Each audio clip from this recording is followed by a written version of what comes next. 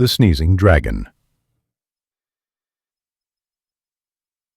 Once, in a faraway land, there lived a dragon named Dino, who had a big problem.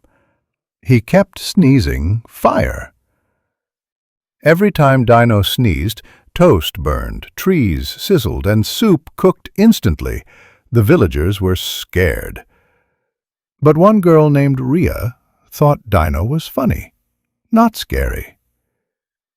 Rhea, giggling, "Your sneeze is better than fireworks."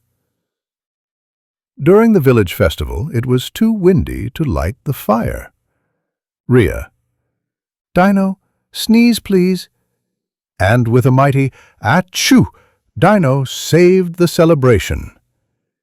Even our silly sides can be superpowers. Moral: what makes you different might just make you special.